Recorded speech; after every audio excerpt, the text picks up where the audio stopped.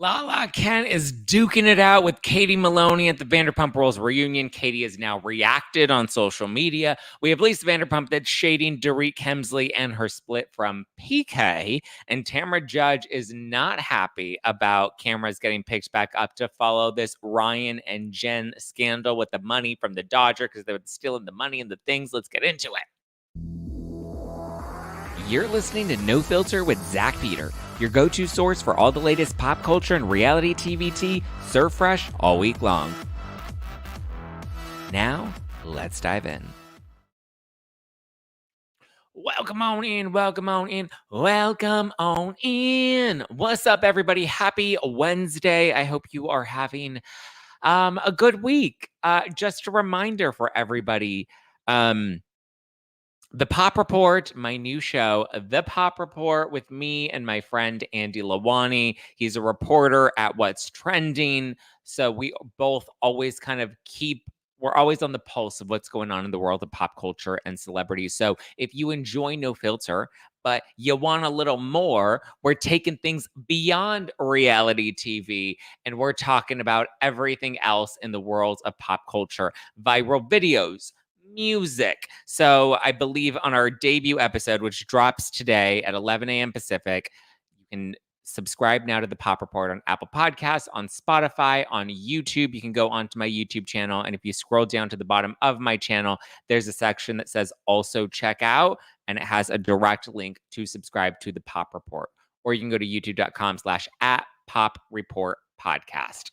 So check us out. New show out now every Wednesday and Friday. You'll get new episodes of the Pop Report in addition to your episodes of No Filter that you get Monday, Tuesday, Wednesday, Thursday. So now let me do the math. 6 whole episodes of content that you're getting. 4 that are really going to be more tailored toward my own opinions and my take on primarily reality TV. And then if you want a bit more than that, you can catch the Pop Report with me and Andy. We don't always agree, so you'll get a juxtaposition of opinions. We're not talking Bravo and Housewives on the Pop Report.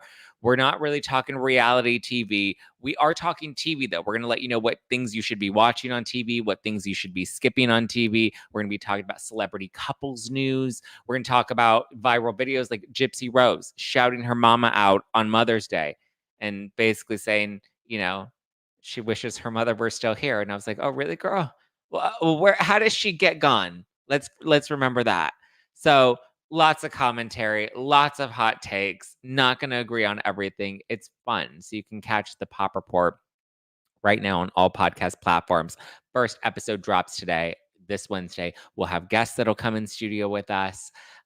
It's fun. You can watch it on YouTube. You can watch it on Spotify. You can listen on Apple. You can listen on all your favorite podcast apps. So be sure to check out the Pop Report. It's officially here. I'm excited. I'm ready.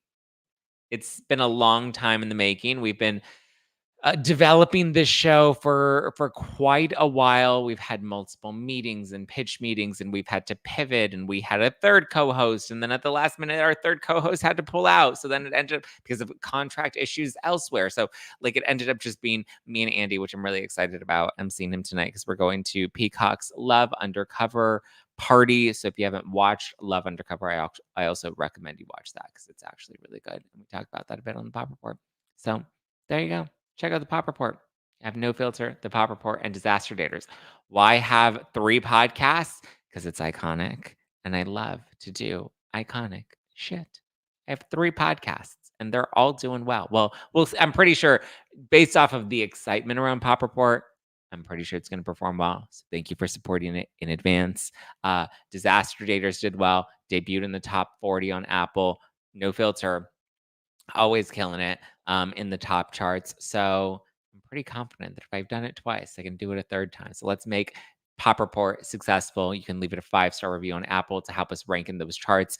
Download, subscribe, follow all the channels, all the good things. Yeah.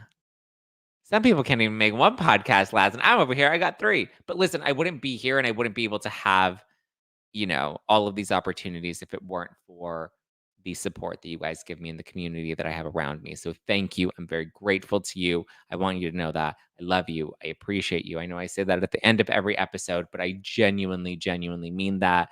When you guys book cameos, when you bought the No Filter wine line, when you shop the merch, when you come out to the live shows, like all of those things really do matter to me. And it means a lot. So thank you. Okay. That said, let's get into the tea. Okay. So much tea to spill. Oh, look at that. We got Miss Machete. Miss Machete has just become a member on YouTube. Woot woot. Oh, Pop Report. Can't wait. Yeah, I am excited that you guys are excited. Wow. The show that was originally with you know who. No, this was not the show. Well, no, not necessarily. Maybe we'll talk about that on I know what you're referring to, Russ. My original deal with Spotify that fell apart. That was a pop culture news show. This, I guess, somewhat. No, I don't know if this was an evolution of that. I mean, conversations continued after that because obviously there was still interest in something similar, but not exactly the same as that. So I didn't even think about that, Russ, because I don't feel like the inspiration came from that original show from years ago with someone else. I don't believe that I until you mentioned it right now, I did not make that connection with those two shows. I feel like Pop Report, which did have a different name and did have a third co-host, I felt like it was a very different, revamped sort of idea. But listen, even with the last show, that was my original idea and that was my IP. So it's what it is. Okay, let's see. What do we want to start? I guess, do we want to start with Vanderpump? Let's start with the lighter. Well, I was gonna say let's start with the lighter stuff. But so we have Tamra Judge. She is not happy with this whole Ryan Boyan Jen scandal, or they're not. It's not their scandal. We're talking about Real Houses of Orange County. It's not their scandal, but it's like they're enthralled in the scandal. So Tamara went on Two T's in a Pod, and she said she basically addressed it for the first time since news broke about the Dodger player that had an estimated $17 million that was stolen from him by his interpreter. This interpreter was then using that money to pay off past gambling debts. And then one of the collectors of those gambling debts happened to be Ryan, which is New Jen on Real Houses of Orange County. It's her now fiance. Remember, he was Dick Pic Ryan from last season because he was just airdropping dick pics to everybody. And he didn't mean to. He was sending them on the Snapchat. So Tamara went on Two T's and Pod, and she said, I didn't sign up for Mob Wives. I signed up for the Real Housewives of Orange County. And she says, now that this just feels dark, it feels heavy, and it feels disgusting. She also says that she's not the one that brought it up on camera. So now I'm curious if you guys have any ideas or speculation about who may have brought it up on camera. But Tamara says she wasn't the one that originally brought it up on camera, which means somebody else knew about this and talked about it and brought it up. And then it all went on. So we'll see how that continues to play out. But Ryan's attorney is clapping back at Tamra Judge, saying that Tamra doesn't know all the facts and she should refrain from talking about it until she does know all the facts. So he's like, maybe you should get educated because you don't even know, sister. Snap, snap. Whew. Housewives has been heavy for a long time. People say that, but no, Housewives has been heavy from the beginning. Real Housewives of New Jersey season 1, Danielle Staub, the prostitution whore. Hello, there was a whole book, Cop Without a Badge. You're gonna tell me that wasn't dark? That was season 1. Season 1 of Real Housewives of Beverly Hills. You stole my goddamn house. You're an alcoholic. Hello, that was season 1. So it's always been pretty dark in these housewives streets. I mean, I feel like maybe OC wasn't always this dark, but I wouldn't say that Housewives has been dark or any more dark in recent years. Real Housewives of Beverly Hills season 2. was focused on Russell Armstrong's suicide after it was outed that he was abusing his wife. You're gonna tell me that wasn't dark? That was season 2. Season 2, they re-edited after he passed away. They picked cameras back up, filmed a whole reaction scene, and that's how they opened up season 2, was all of the women reacting to him committing suicide. And then we get to the reunion for season 2, and Brandi Glanville's calling out Taylor Armstrong for writing a book about it. Say what? Russ says season 1 of OC had the kid with the drug problems who just recently passed away. I didn't watch the early seasons of OC, but I mean, yeah, listen, all Bravo shows are one step away from jail. I would say the shows have now become more like legal, like wrapped in like legal drama. It's more Law and Order on Housewives, but I wouldn't say it's dark or any darker than it used to be. I think Russell Armstrong and Taylor Armstrong and their whole stuff was way darker than I don't know if I would say darker than the Tom Girardi's guy. I mean, I don't know. I feel like they're dark in different ways. So, yeah. Oof. It's always been dark, guys. It's always been real dark and dark and dark. So, we have Lisa Vanderpump who's talking about Dorit Kemsley and PK. Oh, PK. Lisa was on Watch What Happens Live after Vanderpump Rules last night, which we'll get into in just a sec, so stay tuned. But Lisa says that she was not surprised. Well, first, she shades Dorit for having a full head transplant because she says that Dorit's face joining the Real Housewives of Beverly Hills and Dorit's face now are two completely different people. Which, I mean, listen, she has changed. She has evolved quite a bit. Dorit says that a lot of it is filler, Botox, and makeup, which, to be fair, filler and Botox and makeup can drastically change your face. Like, that is a real thing. Even when it comes to like, you can do nose job filler, you know? I was watching it. I was seeing it on Instagram just the other day. They were showing how, like, if you have a little hump in your nose and they can just like smooth and flatten your nose out. And it also kind of like thins out your nose in some strange way. I had a friend that just got it done too. And his nose, he's like, now I have a cute little button nose. And it's just weird because I didn't have a nose job, but I had filler put in my nose and it completely changed my face. And it is very true. As somebody that gets Botox and filler, it does change your face in a positive way. I think, it can enhance, like, depending on where you put the Botox, like, it can lift your brows or it can drop your brows. It can give you a nose job. It can slim your face. It can fill your face. It can elongate your face. If you get a little filler in the chin, if you get a little jaw filler, it can give your face a little more structure. Botox, like I said, it can either raise or lift or drop depending on, where it gets injected and how it gets injected and the injector. So I think Botox and filler primarily can really change your entire face. But Dr. Jen Armstrong, she was the newbie on Beverly Hills, or not Beverly Hills, on OC a couple seasons ago. She was the plastic surgeon. She does a lot of those like celebrity reviews where she'll take a celebrity's face from before and after. I want to say she's done Dorit. I think she has done Dorit's face too. But I mean, listen, Dorit does look drastically different. But also, the other thing is makeup changes your face a lot too. Brows, if you have a thinner brow or if you have a fuller brow, if you have a bushier brow, brows will drastically change your face. Contour can drastically change your face. A tan or a lighter shade, like all of those things can affect your face. I'm not saying Dorit hasn't had plastic surgery. She's claimed that she's never had plastic surgery. She's claimed that she's never had a nose job. She's claiming that if and when she does have any plastic surgery on her face, she will have no problem talking about it. But she said that the only plastic surgery she's done is her boobs. But again, it depends on, like, a lot of people consider plastic surgery Botox and filler. I don't think that those are like, I don't think that that's necessarily plastic surgery. My perspective, right? But yeah, she definitely shades Dorit and PK. She says that she's not surprised that they've been split because, or that they announced that they're split because they've been split for months and months. She said that she's heard this for a while now. She says that even the hotel that PK's been staying at, she heard from them that they've been on and off for quite some time.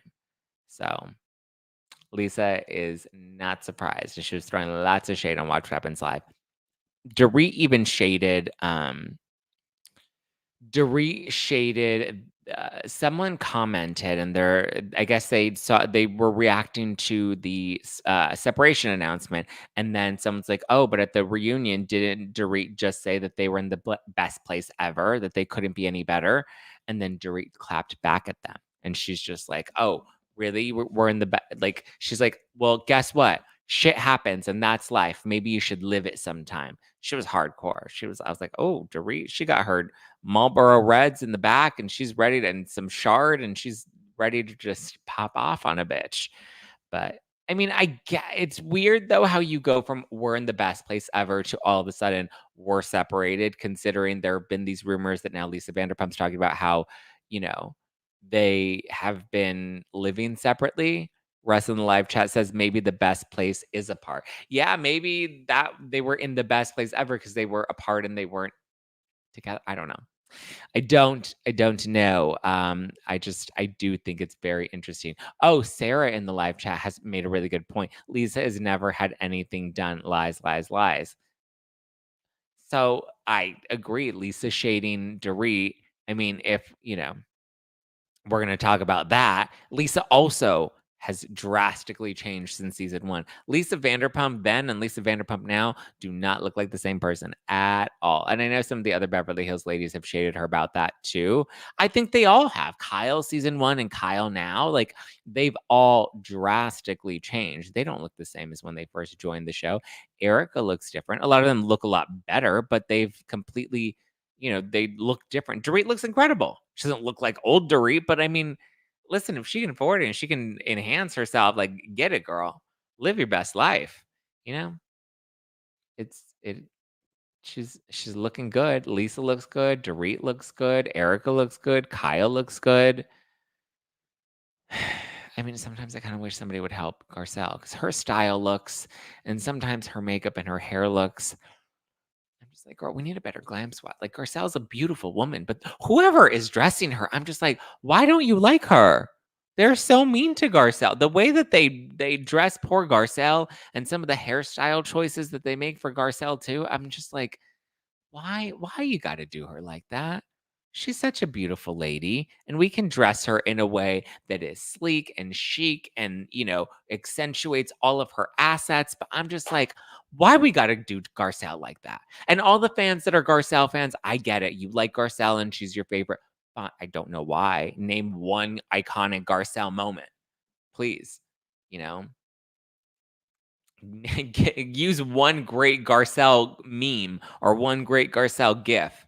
Lisa Rinna has a million gifs. Lisa Vanderpump has a million gifs. Erica Jane has a million gifs.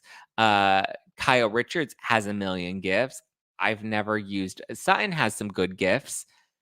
I've never ever used a Garcelle gif in a conversation. So hmm. My mom is from the islands and dresses like Garcelle. But the thing is, I feel like Garcelle, like it's her stylists are just like, they're not. Yeah, Heather loves Garcelle. Listen, it's great. You can love Garcelle. I don't think she's as iconic. I think she's overhyped on the show. I don't think she's as iconic as people want to make her up to be in terms of like a housewife. And I think her style choices are terrible. Terrible, terrible. Even Denise has some good. Denise is hit or miss. Okay, let's not give Denise too much credit, Pamela, because Denise has had some real. Remember Denise in pandemic era when she's just sitting there and she's like, she has that like real slutty, like cheetah print top, and her hair's all a mess, and she's all drunk drinking her coffee, and she's literally just kind of sitting there. She's all slouched in her chair, and her boobs are all hanging to the sides, and she's just like she needed a cigarette. Like whoever propped her up to film that confessional, I'm like, why? Who did that? Who did that that's Denise Richards, and we put her in there like that. And whoever did that, they chose it. They, allowed her to. She was lit. Remember she was talking about Bryce, like, Brandon Glanville, your source? Aaron, hand me another one.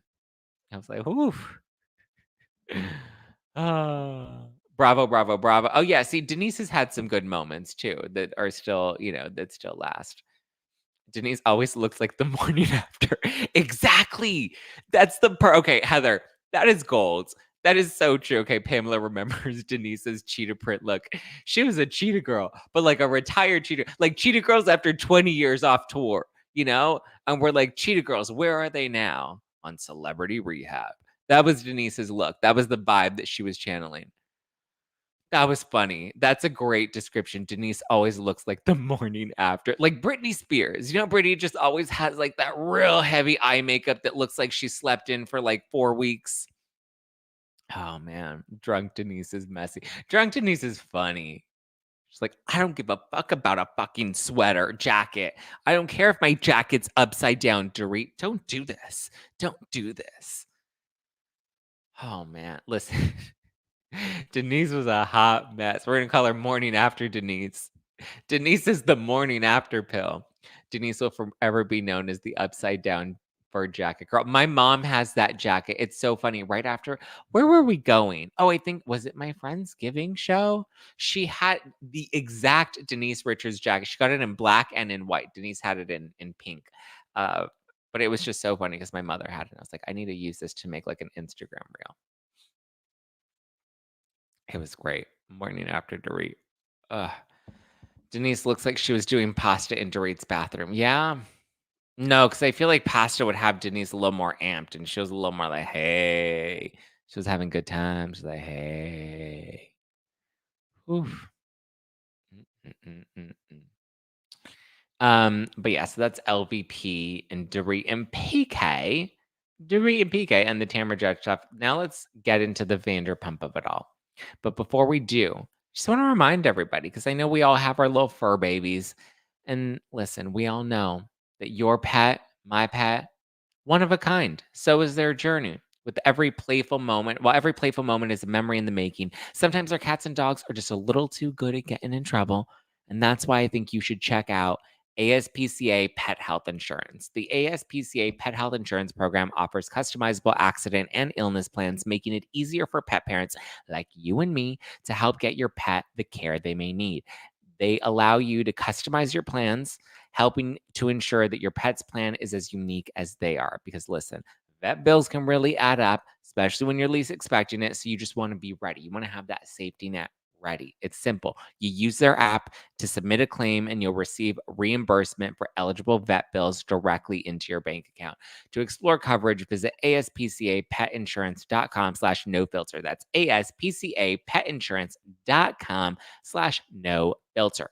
Again, that's aspcapetinsurance.com/no-filter. This is a paid advertisement. Insurance is underwritten by either Independence American Insurance Company or United States Fire Insurance Company and produced by PTZ Insurance Agency Limited. The ASPCA is not an insurer and is not engaged in the business of insurance. Whew. Also, while I'm telling you about things you should be checking out, I think you guys should check out Dry Farm Wines. It's my favorite clean, hangover-free wine. You can check them out at dryfarmwines.com/Zack, Z-A-C-K, and get your first bottle for just a penny. It's sugar-free, low-carb, keto, paleo, no toxic additives, third-party tested for purity, lower sulfites, farmed organically, and vegan. It's a subscription box. They send it straight to your door. You let them know what your preferences are, and they'll put a curation together for you per those preferences. Like I said, you get your first bottle. If you're a new member, you get your first bottle for just a penny. $1 penny, one bottle of wine. Dryfarmwines.com/Zack, Z-A-C-K. Go to dryfarmwines.com/ZACK. Let's see. What other? Oh, we have a Real Housewives of Atlanta cast update, you guys. Say what? There is a new cast of The Real Housewives of Atlanta. It has just been announced. And you know who did not make the cut? Sheree. Sheree Whitfield is still lost in a cabin out in Scotland after the traders. She got murdered there, and then we never saw her again. But joining the new season of The Real Housewives of Atlanta, now that we've had Sonya left, Candy left, Sheree left. Who else? Well, Marlo left. They all got fired, right?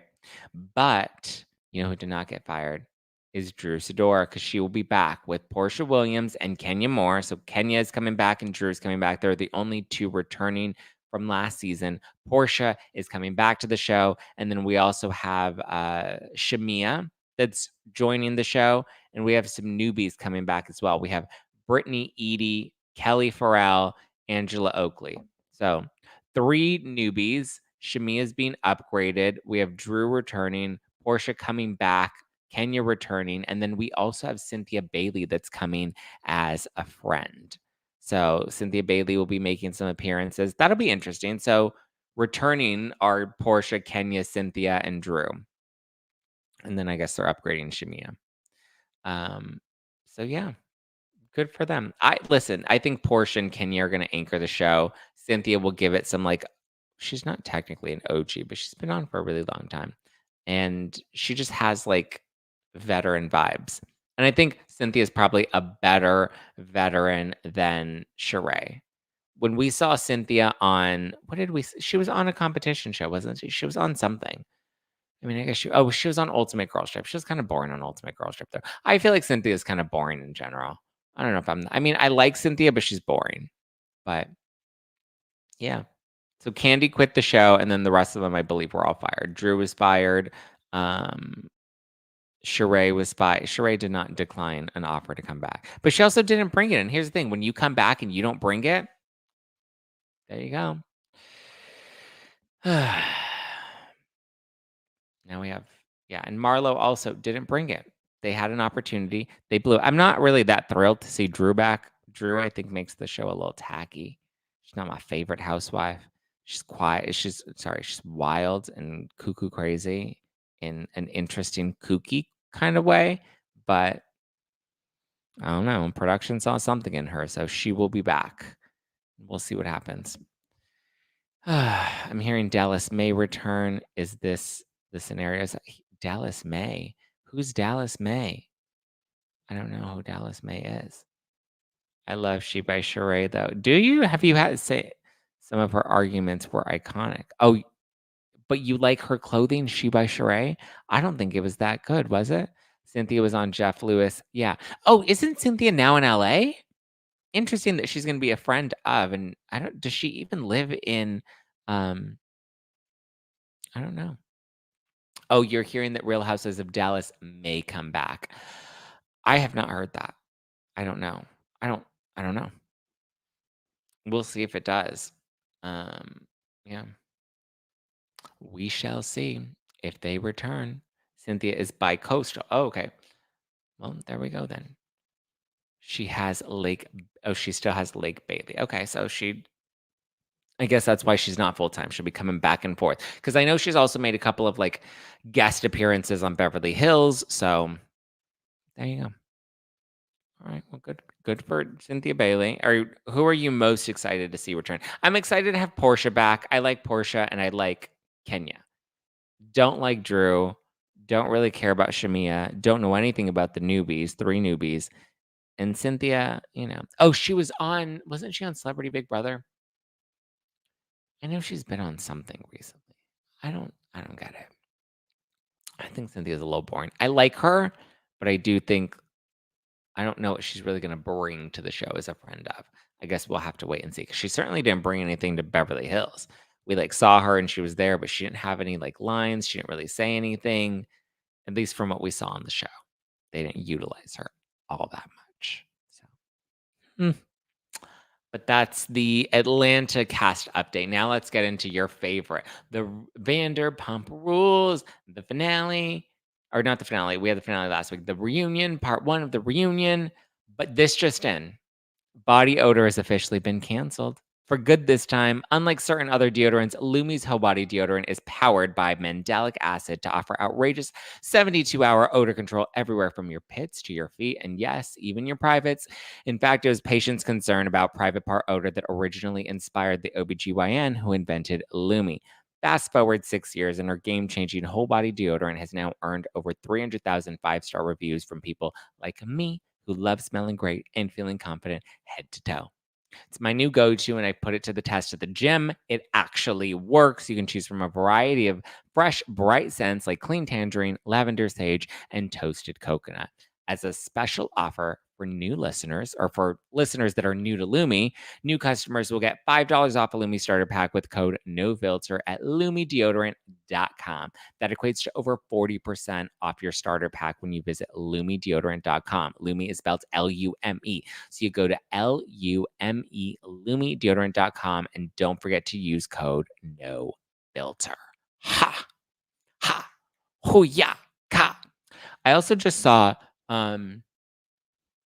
producer Scott just texted me this tea that I guess was going around on the Twitter, which I found to be very interesting. The Toms and Jacks. So the Toms, Sandoval and Schwartz announced or tease that there's something really big that they have in the making, something really like a big announcement that they can't wait to share, right? Okay, cool, cute. And so now it appears, according to the reality Ashley, that Schwartz shared with Entrepreneur. He did an interview with Entrepreneur, and I believe this is the big announcement that they're planning to make, or at least that they were teasing on Instagram. Schwartz says, we're also working on something to tie all these Vanderpump Rules places together. People call it the Vander Crawl. So we're putting together a little tour for Tom Tom, Jax's in Studio City, and Schwartz and Sandy's. It's in motion, and I think people are going to really dig it. It's going to be special. I don't know how I feel about the Vander Crawls. Because it's a Vander Crawl with Tom Tom, Jax's, and Schwartz and Sandy's. Okay. Listen, I actually like all three of these business establishments. I've been to all three of them. Schwartz and Sandy's is a cute, fun vibe. I enjoy Schwartz and Sandy's. I was just there last week hosting the finale night, right? Well, the Toms were out of town. Well, the Toms are away. Zach Peter will come and play. And I love Tom Tom. Food at Tom Tom is great. Location at Tom Tom is great. And Jax's in Studio City is a very cool Valley Studio City vibe, right? It's a really chill sports bar. It's connected to Rocco's. So, who has the best food? That's a good question. I mean, Tom Tom, only because Tom Tom has more of a menu, and they have their brunch, which is like the pump brunch now. So there's more food options at Tom Tom. However, and at Schwartz and Sandy, the menu is very limited, but I will say the menu is very good. They have these lobster corn dogs that everybody loves. Everybody loves, like, it's the lobster corn dogs at Schwartz and Sandy's are the equivalent to the goat cheese balls at Sir, right? It just, it's a staple. It doesn't sound, you're like, lobster corn dogs. You think it's going to be a bunch of like ground lobster meat, but it's not. It's actually really good. People love the little Caesar salad that they have there. That's good. I haven't had that because I don't normally do dairy. The steak is good at Schwartz and Sandy's. I've eaten more recently at Schwartz and Sandy's. I haven't been to Tom Tom in a minute. Actually, oh no, last time I was at Tom Tom was my birthday last summer. We went there and we had a couple of drinks. I was so tired because we did it the day after Schwartz. We did it the day after my birthday at the Bourbon. Remember, I had the big 30th birthday bash that we hosted as a live taping of No Filter. The next day we went to Cicconi's for dinner and then went to Tom Tom for a drink afterwards. And I was like, oof, oof, oof, oof, oof, oof. Rocco's food kills. That's why you can't get a seat there. Rocco's food is it's bar food, right? It's wings and fries, like it's, and so that's kind of Jax's. So I would say the vibe of all three of the spots are very different for a Vandercrawl. But not only that, here's where I think the bar crawl is a really interesting idea, because these three bars, if you did a bar crawl with Sir, which people I'm sure have done many times before. And I've always said, go to Sir, get a drink, take a picture. Go to Pump, have dinner, enjoy the vibe. Then go to Schwartz and Sandy's and end your night there with a cocktail. Then once you're nice in Liddy City, then you can go, hop around the Santa Monica Strip and get fucked up. Go to the Abbey and dance, go to High Tops, have drinks, like whatever. You have options, okay? I don't know about a lobster corn. Guys, I know the lobster corn dog sounds weird and it sounds gross, but I'm telling you, it's actually not bad. It's surprisingly good. Josh is the one that introduced me to it. He's like, the lobster hot dogs are really good. And I was like, I don't know. And he's like, try it. And I tried it and it was good. And then every time I'm always telling people the lobster hot dogs are actually really good. When we were there last week, my mom had the lobster hot dogs and she was like, wow, that was actually really good. And I was like, I told you, it's good. Lobster hot dogs from Schwartz and Sandy's. Okay, but here's my issue with the Vandercrawl. Schwartz and Sandy's is in Franklin Village. Okay. Jax's is in Studio City, which is in the Valley. And then Tom Tom is in the WeHo Strip. So they're not easy to get to. You have to like take an Uber that's probably going to be a little pricey to get from one location to the second location, let alone go to 3 locations. That's going to be like the transition time. Not only is the Uber going to be expensive, and then you have to determine, well, where am I going to start? Am I going to start in the Valley? Am I going to start in WeHo? Am I going to start in Franklin Village? Like, they're just not convenient locations. They're not close to each other at all. Where again, Sir was right down the street from Pump, and Pump was right around the corner from Tom Tom. So it was easy to walk and do a Vander crawl. But in this case, I feel like a Vander crawl with Schwartz and Sandy's, Tom Tom, and Jax's is going to be a little challenging, especially. And you have to Uber. You can't drive because one, you're going to be drinking, and two, parking isn't like parking on the Santa Monica Strip. Like you can find a parking lot, but then you're gonna have to pay for parking there. Schwartz and Sandy's, I mean, it's more neighborhoody, and they do have a little. It's in a strip mall, so I mean, there you may get lucky and find parking. Like you have, I don't know. It just it's a nice idea in theory, but yeah, why do we need them to do a Vander crawl? Can we not travel on our own? I mean, you can, but like it's just my thing. Unless they're doing like a party bus, right? Where they have like a shuttle that takes you from one spot to the next. That would be kind of fun, right? You have Schwartz at Tom Tom, Sandoval at Schwartz and Sandy's, Jax at Jax's, and then you have a party bus that takes you like a little shuttle that takes you from one location to the next location and then the next location. And the shuttle, goes like every 30 minutes. That would actually be kind of fun. That's a good idea because then you get on the bus, you're with all the Vanderpump fans. You don't have to worry about getting yourself from point A to point B. And then you know that the bus is going to make its round every 20 minutes. I feel like it's going to take a little bit longer to get from one location to the next. But it's like if every 30 minutes the shuttle goes from one location to the next, then and you have the times that are set, that may actually work. That's not a bad idea. And then you can, wait for the next shuttle. It would have to be a shuttle situation for it to work. I agree, Sydney. I think so too. I agree with that. I'm here for that. That would be actually kind of interesting and kind of fun. The last thing I want to do is roll around LA with Midwesterners. Yeah, it's going to be a lot of fans, right? But I think it's more of like the traveling fans that are coming out. I think the only way it works is with a party bus. So I'm hoping that they have some sort of shuttle situation. And I think that would actually be good. But yeah, I mean, I'm hoping. Listen, whoever this reality Ashley person blew that scoop, so I know they're waiting to announce it on Jax's podcast, but don't know if that's going to happen anymore. But you heard it here on No Filter with Zack Peter. Okay, Vanderpump Rules. We had the reunion. We had part 1, and I feel we had Tom calls Rachel a coward. I agree with Tom calling Rachel a coward. I think she is a coward. She didn't want to show up and face everybody. Even Lala says, like, I think, I'm glad that everybody was like, I have no regrets about last year's reunion. I said everything that I meant.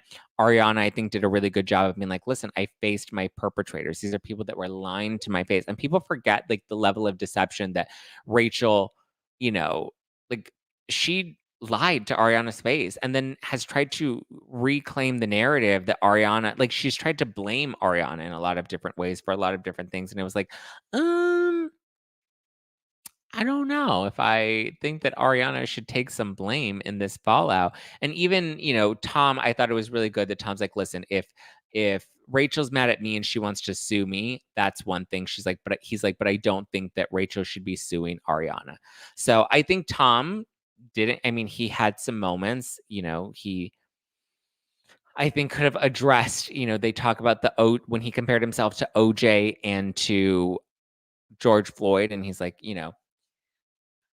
basically saying that the scandal was the same as those two, but I think Lala helped him clarify it of like it reached such a big international news coverage. Like the cycle lasted so long and the press attention was so big that he was comparing it to, he's like, listen, you have like an OJ Simpson trial and you have a George Floyd situation, and that's what's in the news. And obviously those are more pressing issues in comparison to Scandal, where it's about an entertainment reality show and a cheating affair on a reality show, and the absurdity of Scandal reaching that level of news coverage in comparison to other more important things that are going on in the world.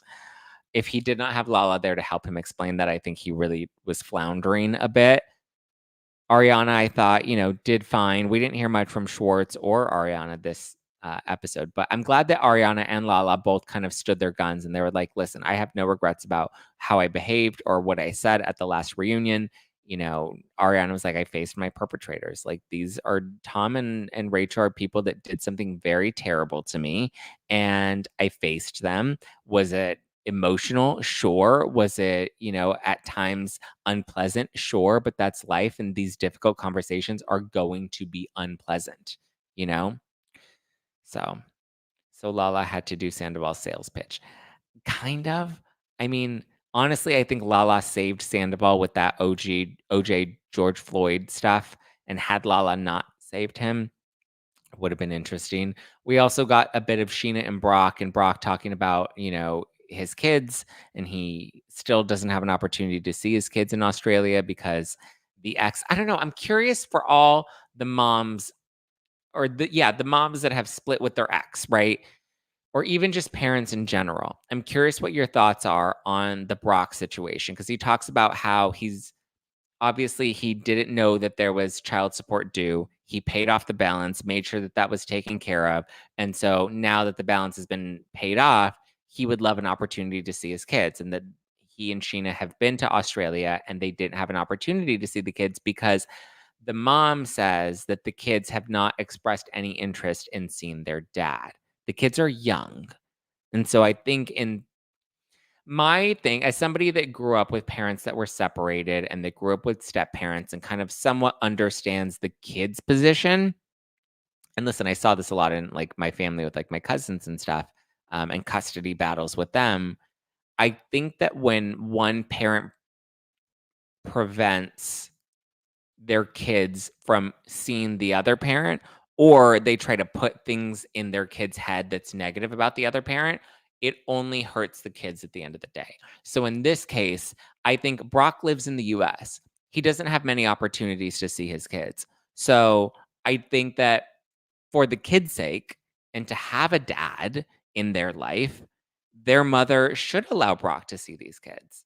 Maybe he wasn't an active or involved father at the beginning, but from what we heard of everyone at the reunion, they talk about what an incredible father Brock is to Summer Moon.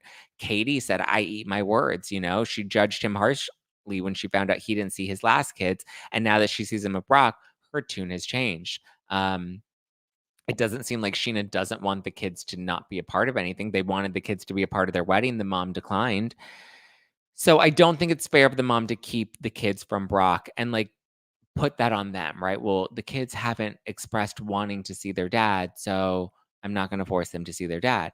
No, I think you should introduce their father into their life. This is their father. They're only going to have one dad, whether you bring in a stepdad or not. They're only going to have one biological father. And I think one day the kids are going to grow up and they're going to look at the footage of Vanderpump Rules where they see Brock with his daughter and they see, Brock crying at the reunion about how he wishes he could see his kids, but he just doesn't have that opportunity and he's trying to respect the mother's wishes.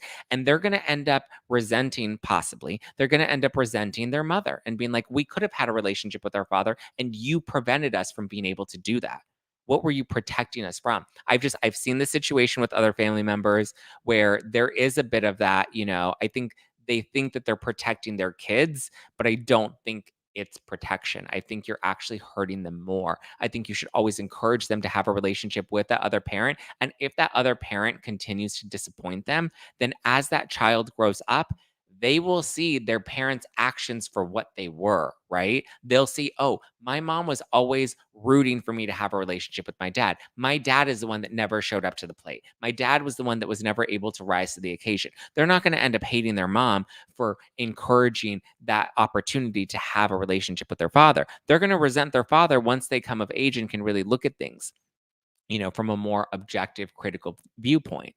Um, like I said, I've seen it happen with too many other family members where they think that they're protecting their kids. And listen, it's different if like the parent is abusive. It's different if, you know, the parent has drug addiction issues. I mean, you're still always going to want to maybe work on having a relationship with them, but it's going to hurt when those kids see their dad on national television being an incredible father to, another kid that's not them. I know what it feels like or what it felt like growing up to see my father with his wife and their kids and to see them have a really nice family unit that I never felt like I got to be a part of. And it wasn't because my mother didn't encourage that relationship with my father. It was because my father just didn't make me and one of my other brothers a priority. We were the two kids he had out of wedlock. We were the two oopsie whoopsies he had in his early 20s. And I was a kid from high school that he had in high school. So, it was interesting. And just putting my own perspective and lens on Brock's situation, I think, I hold nothing against my mother. She definitely held her own.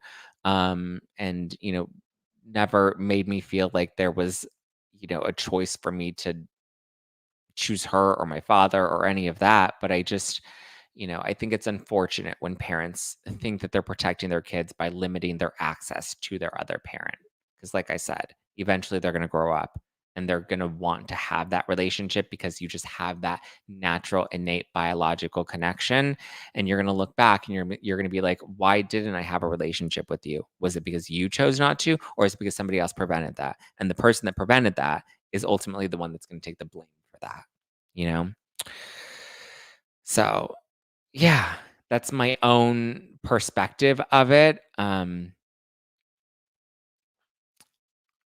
Let's see. What are you guys saying? It's the kids, not the mom who's choosing not to see him. But the kids are young, Brittany. I don't think the kids understand that they have an opportunity to have a relation. I don't think the kids know that their father like we're saying it's the kids, but the kids are young. They don't have an opportunity to say, you know, like to really understand that. All they know is life with their mom, and I think as the mom, she should be like, "Listen, you have a dad. He's coming to visit. Would you like to see him?" And let that kind of be an opportunity to build something and let them start to have a relationship, you know? The kids are old enough to decide not to see their sperm donor because that's what they think he is at this point. I don't think that that's a fair assessment. I just don't. Based off of my own personal situation, based off of situations I've seen with my cousins, based off of, I don't think that that's a fair assessment. We see this man that desperately wants to be a good father, and he's trying to be a good man, and he's trying to work on behaviors and patterns from his past that he wants to move forward from. And he seems like he wants to pay atonement.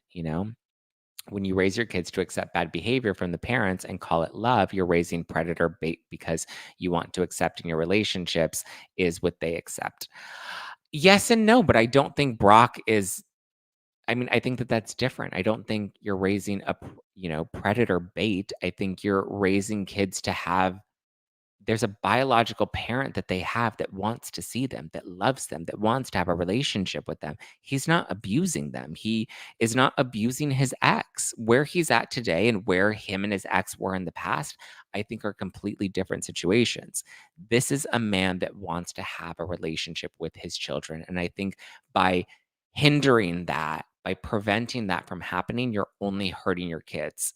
It's different again if the other person is a terrible person. But also, I think from a parent's perspective, you have to take yourself out of the relationship that you have with your ex and look at this person as a parent, right? You can't look at them as your ex-husband or your ex-wife or your ex booty call or whatever, because your relationship with them is different from their relationship with their kids.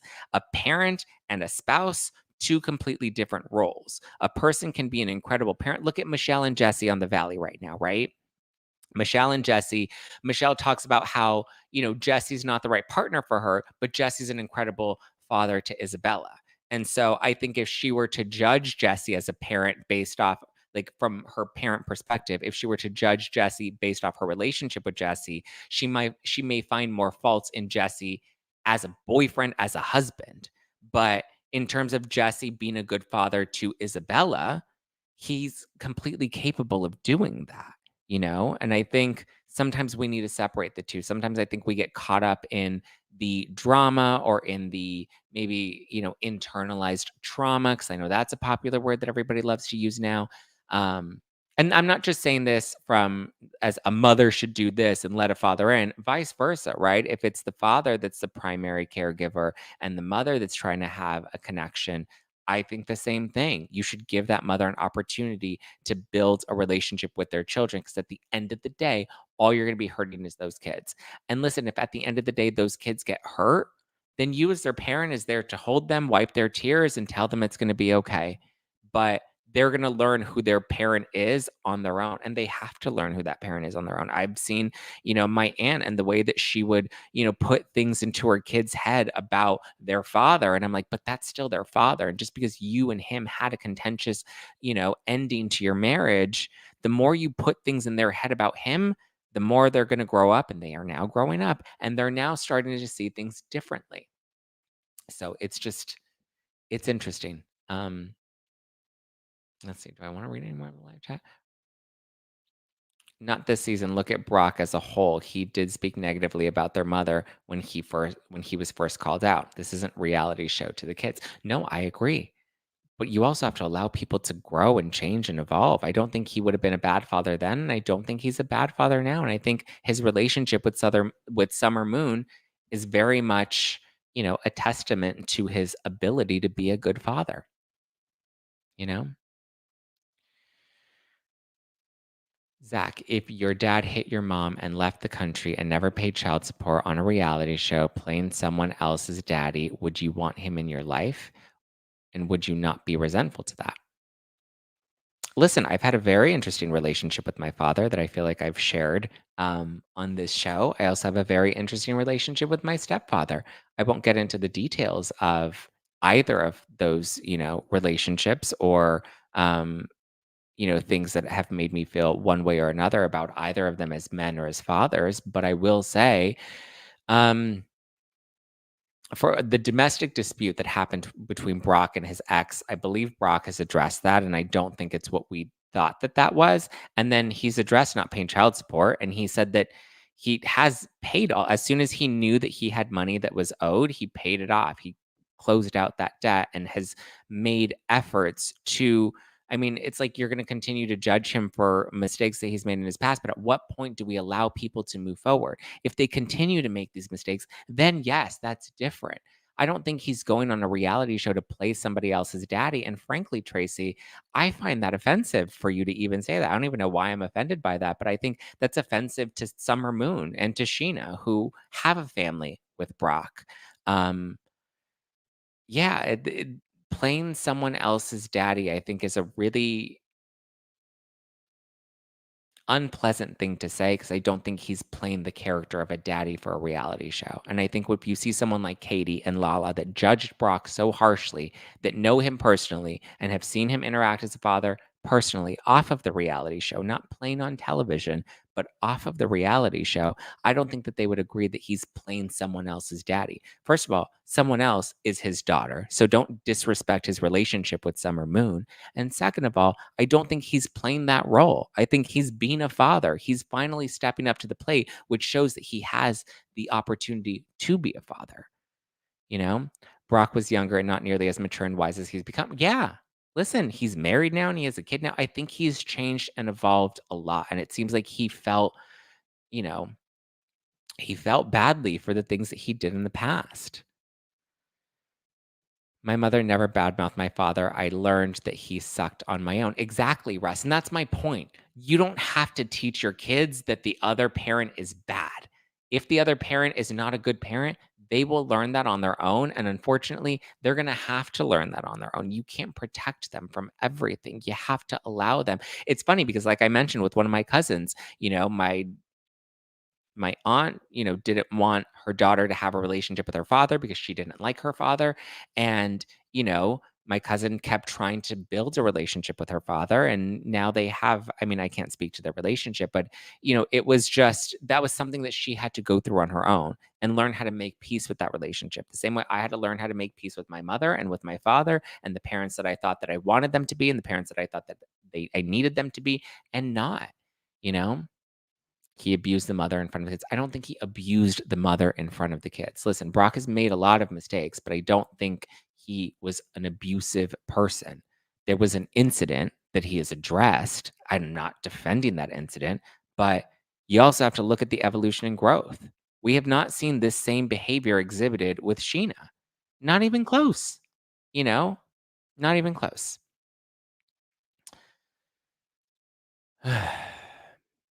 But let's talk about putting your child online every day. It's not a sign of being a good parent. That's actually the opposite. Listen, Tracy, I'm not here to judge any other parents, and I'm not for the mom shaming. I also find that offensive that you think that their choice to share their child on social media is indicative of their parenting.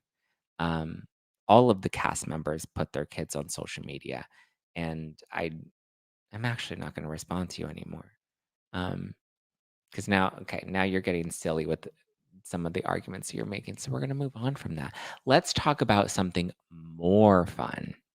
Why you're changing the Brock said it himself, why you're changing the narrative is weird. I'm not changing the narrative. I know exactly what Brock said because when that made headlines, that interview was on No Filter with Zach Peter. So I spoke to Brock about that. And those headlines that you read about that news story was from the conversation that I had with Brock. But we're going to let Tracy stay mad on the live chat. And we're going to talk about something that's probably not going to get you guys fired up. And that's this Katie versus Lala beef. Whew. So Katie is reacting to because we had the reunion where the end of part one of the reunion, where Lala basically comes in and talks about um, how she feels Katie is different on the show than she is off the show, and how Katie had a lot of criticism about Ariana behind the cameras or off the cameras in comparison to in front of the cameras. And she outed some of their personal private conversations. And she's like, you said, that you were going to come for my business. And how dare you come for my business when something about her is nothing about her. And, yeah, something about her is nothing about her, and my business is my livelihood, and my business is how I pay for my child, right? And so I saw both sides of it. I think I see the internet kind of like being upset with Lala outing that private conversation between Lala and Katie, which I also find a little contradictory because a lot of those same people that are getting mad at Lala were also championing Dorit for outing her private text message with Kyle at the Beverly Hills reunion. So double standards. Also saw the double standards where they're like Lala came to that reunion and her nothing about her line was obviously rehearsed and it was just the line she was delivering for the cameras. And I was like, really? Because when Kathy Hilton was at the reunion and she was coming at Lisa Rinna reading her little flashcard lines that some gay twink wrote for her, y'all didn't seem to be bothered about Kathy Hilton delivering her flashcards. But Lala delivers one line that you think is rehearsed and suddenly you mad. But so anyway, people are Katie's reacting to it by basically saying, I mean, do we want to read her statement? She basically says that I'm someone who has suffered from imposter syndrome for a long time. I have known for as long as I've known myself, hence why I was apprehensive about opening the sandwich shop on my own. So when Ariana was going through not only a world of hurt, but also getting some amazing opportunities, that changed a lot of things during a pivotal time. I was extremely sensitive to what she was going through, excuse me, but also supportive.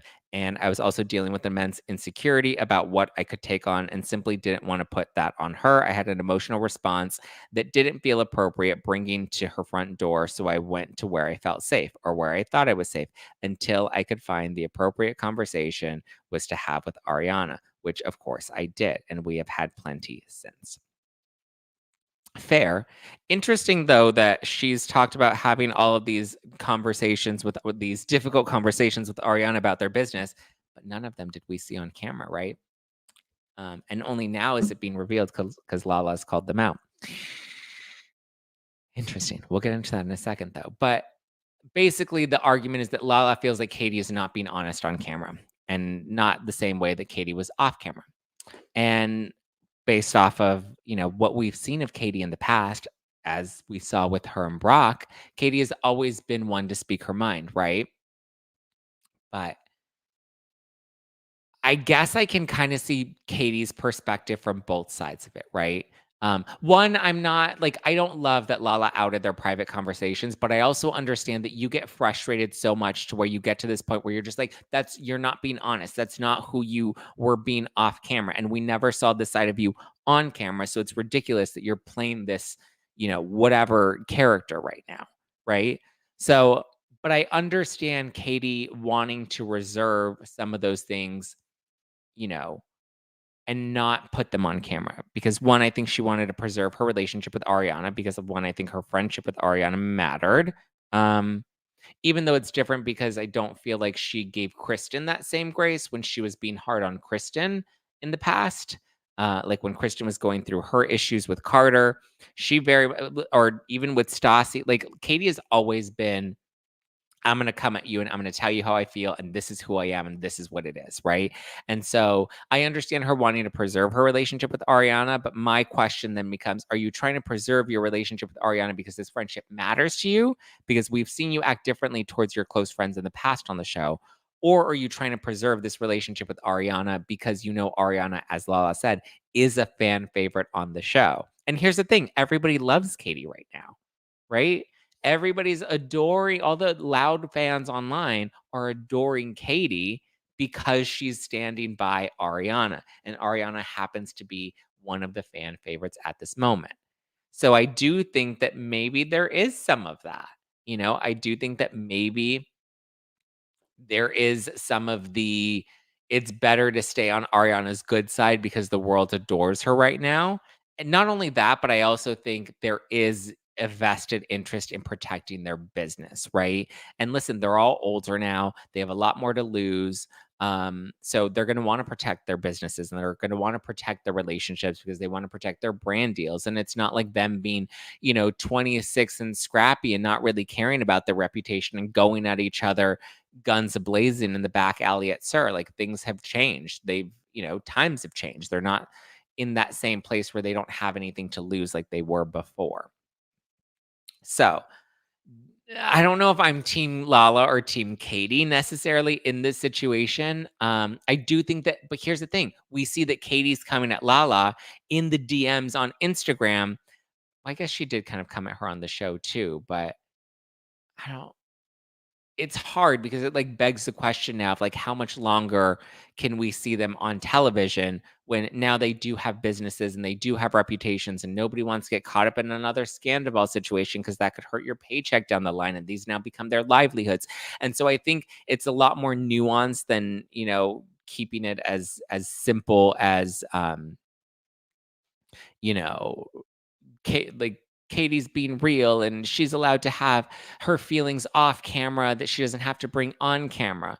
And it's like, yeah, but traditionally Katie's always expressed her feelings very loudly and very, expressively on camera. She's always been one to put it all out there and to call out something that she doesn't like. She used to call out Lala. She had no problem calling out Stassi. She had no problem calling out Kristen. And Stassi and Kristen were two of her closest friends, and she had no problem doing it then. I understand her point of being like, well, Ariana's going through a lot, and there's, the trauma of, losing her relationship and, losing her friendship with Rachel that she thought was real, and now we know it's not real.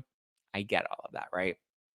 I get that she wants to protect her business, something about her, because obviously there's a lot of money on the line with that. And if there's a falling out between Ariana and Katie, then that's going to affect the business and that could hinder the business's success moving forward.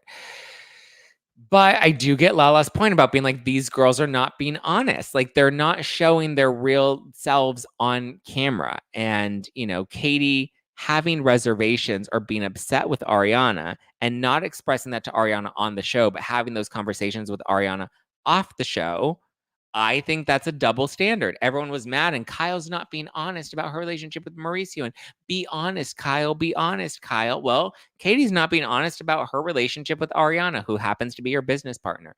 They're on camera pretending like everything with something about her is perfect and hunky dory, and they're getting along and they're trying their best. But these permit issues are making it tough. And even Lisa Vanderpump is like, what, you had a plumbing issue and you had a permit issue? Lisa's like, I've opened restaurants plenty of times before. A plumbing issue and a permit issue can be fixed. It doesn't take you a year to address those things. Even Lisa kind of called them out on that. It's like, there has to be more as to why this sandwich shop is not opening and why you were supposed to open a year ago, and here we are a year later and it's still not open. There has to be more to that.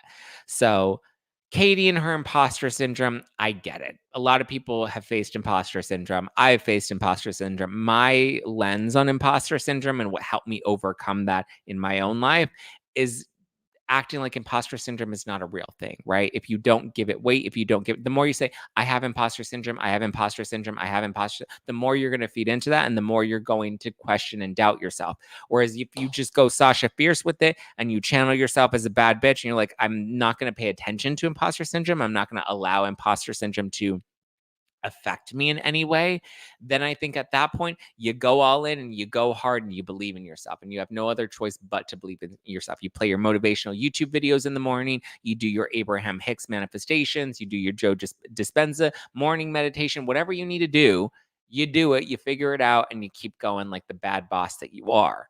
Imposter syndrome is not as debilitating as a lot of people like to make it out to be. It's only debilitating when you continue to feed into it. The more you, what is it? The more you put your energy towards, the more you continue to feed that.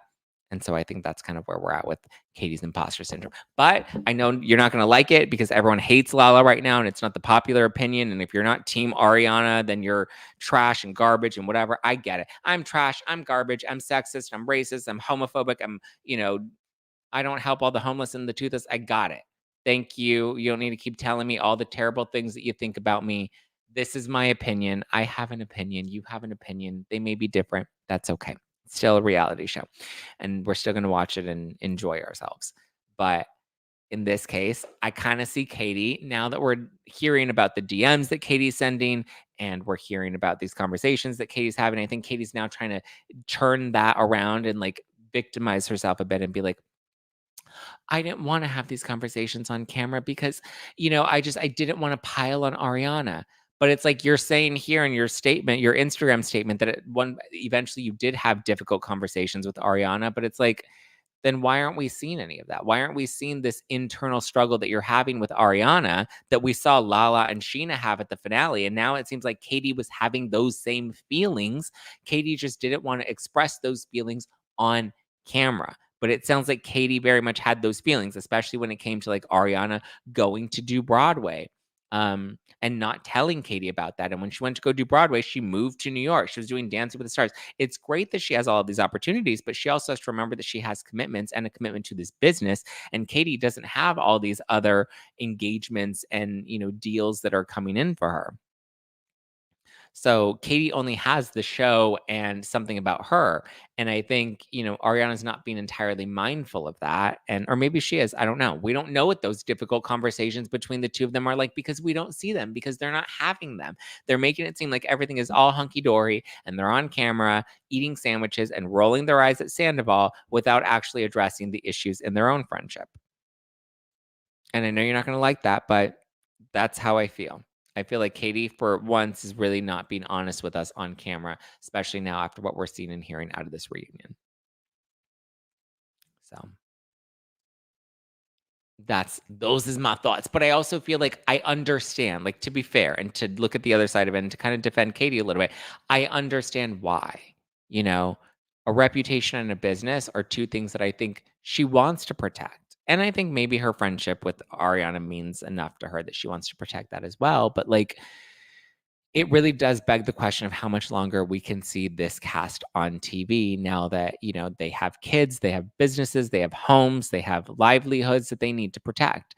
And so they're not going to get scrappy and they're not going to get messy and they're not going to be as willing to have these big, raw, emotional conversations and get ruthless and toothless like they used to, which made Vanderpump Rules, the glory days of Vanderpump Rules. So we have to wait and see what happens. But I mean, it was like the Kardashians, right?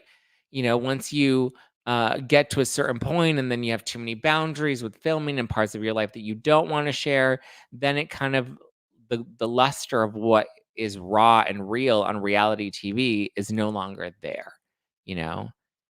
So I don't know how much longer we can realistically see them on these shows. Yeah, I think, yep. Um, Billy said Katie's pissed because she got called out.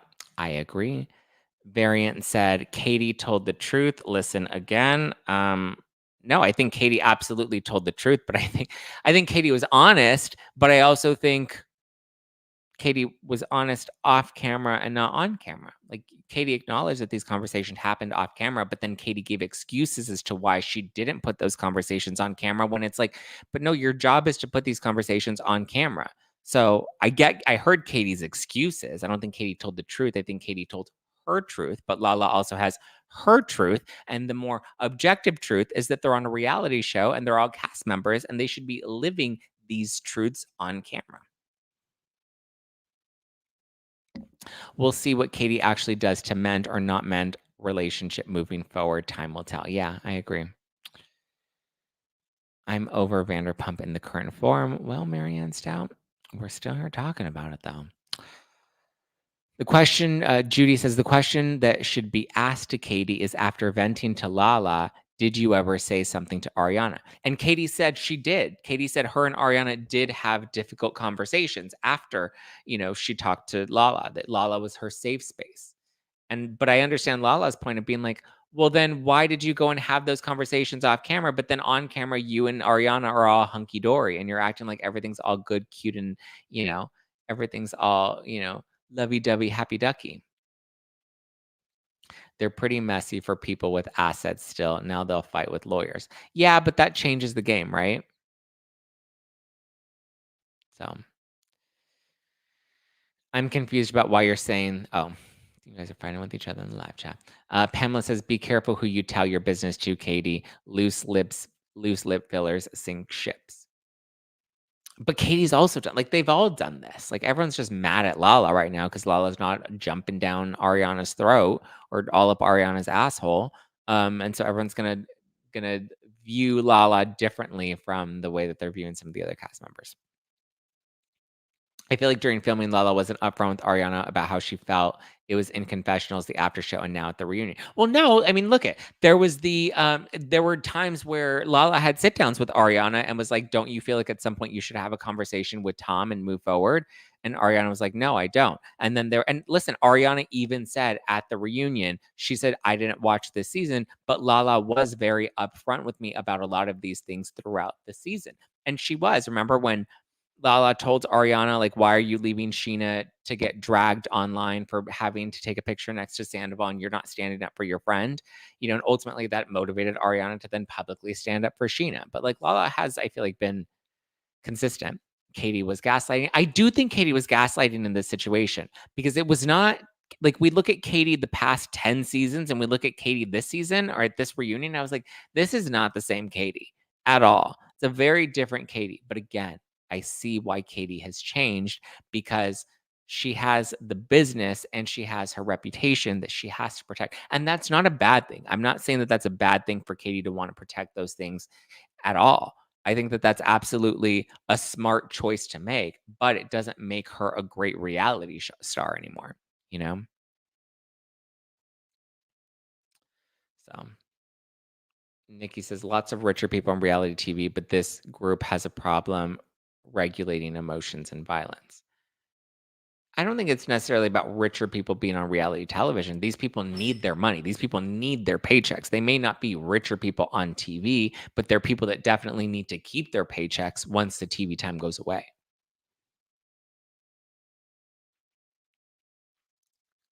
Zach, did you see this? Ariana looked confused by the conversation. She did. Okay, that's a good point, Nikki. Ariana did look confused about the conversation between Lala and Katie. And she looked confused as to Katie being bothered by her leaving to Broadway, which tells me maybe they didn't have the conversation that Katie thinks that they have, or maybe Katie wasn't as honest with Ariana as she wants to say that she was. Lala talking to Ariana during the season is not the same energy as the confessionals after the show. The reunion when Lala is getting the most hate. No, I agree with that. But I mean, I think Lala came to a conclusion after trying to see Ariana's side of things and then getting to her point at the finale where she says, "I knew I was going to snap and I finally snapped." I think it was building, right? I think she constantly saw Sheena. I think they wanted to rally behind Ariana, and then they constantly saw this contradictory behavior of like Ariana saying, if you're going to be friends with Tom Sandoval, I'm going to cut you out. And then Sheena struggling with that. And then Ariana being like, well, no, I wasn't going to really cut you out. And it's like, well, but like, look at what, you were making Sheena feel like she had to pick a side in all of this. So I can understand how, as the season went on, there was tension and frustration that was building so that by the time we get to the finale, when Ariana walks out, I can understand their frustration. It's okay that I have a different opinion, guys. Joe says, well, to be fair, Ariana had not seen the season, so she probably did not see Lala's real feelings and how she says them in confessionals. She did not have that type of energy to Ariana. Yeah, listen, I'm not saying she didn't have that energy or that her energy in the confessionals isn't, maybe a little different towards her energy towards Ariana, but she did express those things. And Ariana said, I didn't see the season, but from what I remember of my conversations with Lala, Ariana, and listen, episode 1, Lala talks about how she reached out to Rachel and tried to make amends with Rachel. Ariana wasn't happy about that, but Lala's like, listen, I see Rachel's side of things. As the season went on, she started to see Sandoval's side of things. As the season went on, she started to see Ariana put Sheena in a tough place and leave Sheena out to dry on social media. So I feel like Lala's evolution on camera was slowly building. And I feel like she was starting to have these conversations with Ariana. So Ariana wasn't surprised by Lala's reaction in the end. So those is my thoughts. Now we get to see Joe next season, or not next season. We get to see Joe next week, and we get to see Allie. Allie's nice, but she's kind of boring. So, okay. And I was like, "Hi, Allie. Nice to meet you." But yeah, we have part 2 of the reunion that's coming next week. Wow, this was quite a jam-packed episode of No Filter with Zack Peter. We had lots of thoughts and feelings about Vandercrawls and Brock's babies and Lala versus Katie and all the things. But thank you guys for tuning in to No Filter with Zack Peter. You can catch the show Monday, Tuesday, Wednesday, and Thursday. We stream it live first thing in the morning here on YouTube, and then it's available on all podcast platforms. We also have Disaster Daters that's available on Spotify. The first 6 episodes are out now, so you can go and binge them. Available on all podcast platforms, but if you want to watch Disaster Daters with me and my boy Jeff, then you're going to want to check out Disaster Daters on Spotify. And we have the Pop Report that is debuting today. So once you finish listening to this, go on over and subscribe to the Pop Report. The Pop Report with Zach and Andy. You can catch it now on all podcast platforms. I love you guys. I appreciate you guys. Have a wonderful day. I'll talk to you tomorrow. Goodbye for now to you, my friends. Da-na, na-na. Until we meet again. Have a great week, guys. I will talk to you on a Thursday, and then we'll do members only. Oof, members only is going to be interesting this week, but we'll get into it because it's been an interesting week as well. All right. Bye, guys. Ciao for now. Give me a follow at Just Plain Zack. Follow the podcast at No Filter with Zack. If you want to book a personalized message from me, you can book it on Cameo. The link is in the description below. All right. Ciao for